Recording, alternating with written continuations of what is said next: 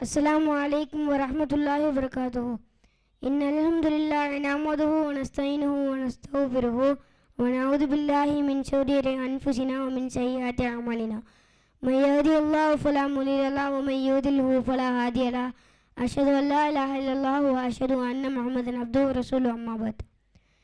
या अय्युहन्नास इत्तक़ू रब्बकुमुल्लज़ी खलक़कुम मिन नफ्सिन वाहिदा व खलक़ मिन्हा ज़ौजहा वबस्स मिन्हुमा रिजालन कसीरन व निसाअ वत्तक़ुल्लाह அல்லதி தஸாலூன பிஹி வல் அர்ஹாம் இன்னல்லாஹ கான அலைக்கும் ரகீபா.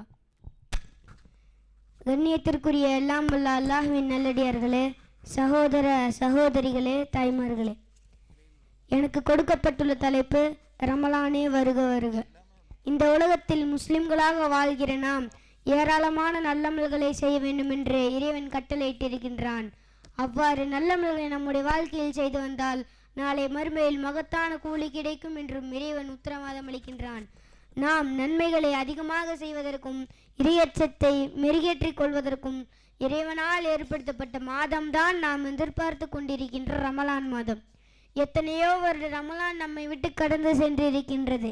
ஆனால் ரமலான் மாதம் நம்மிடத்தில் எப்படிப்பட்ட மாற்றத்தை எதிர்பார்க்கின்றதோ அப்படிப்பட்ட மாற்றங்கள் நம்மில் பெரும்பான்மையோரின் வாழ்க்கையில் இல்லாமலேயே ரமலான் நம்மை விட்டு கடந்து சென்று இருக்கின்றதை பார்க்கின்றோம்.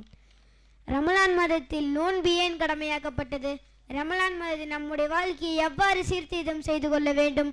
ரமலான் மாதத்தில் நம்முடைய வாழ்க்கையை எவ்வாறு பண்படுத்தி கொள்ள வேண்டும்? இறையச்சத்தை வளர்த்து கொள்வது எப்படி? குர்ஆனோடு தொடர்பை அதிகரித்துக் கொள்வது எப்படி என்பது போன்ற பல்வேறு நன்மையான காரியங்களை சிந்திக்காமலும் அந்த நன்மையில் ஈடுபடாமலுமே ரமலான் நம்மை விட்டு கடந்து சென்று இருக்கின்றது.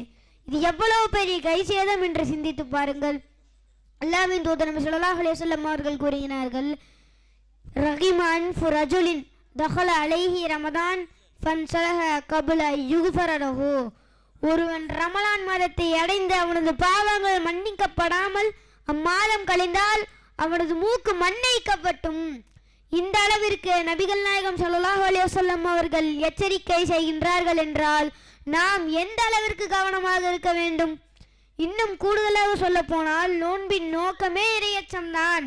அல்லாஹ் ரப்புல் ஆலமீன் கூறுகிறான், யா அய்யுஹல்லதீன ஆமனு குத்திப அலைக்குமுஸ் ஸியாமு கமா குத்திப அலல்லதீன மின் கப்லிக்கும் லஅல்லக்கும் தத்தகூன்.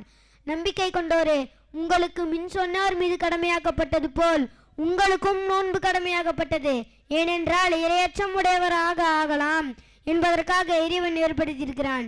அல்லாஹ்வை நாம் நெருங்க வேண்டுமென்றால், இறையச்சம் வேண்டுமென்றால், பாவங்கள் மன்னிக்கப்பட வேண்டுமென்றால் வரக்கூடிய இந்த ரமலான் மாதத்தை நல்லவங்களால் அலங்கரிக்க வேண்டும் என்பதை உள்ளத்தில் பதிய வைத்துக் கொள்ளுங்கள். எனவே வரக்கூடிய இந்த ரமலான் மாதத்தை நல்ல முறையில் பயன்படுத்திக் கொள்வதற்கு உங்களுக்கும் எனக்கும் நம்மை ஈன்றெடுத்த பெற்றோருக்கும் அருள் புரிவானது என்று பிரார்த்தித்து எனது உரையை நிறைவு செய்கிறேன். வாஹிர் தௌனா அல்ஹம்துலில்லாஹி ரப்பில் ஆலமீன். அஸ்ஸலாமு அலைக்கும் வரஹ்மத்துல்லாஹி வபரகாத்துஹு. வலைக்கும் ஸலாம்.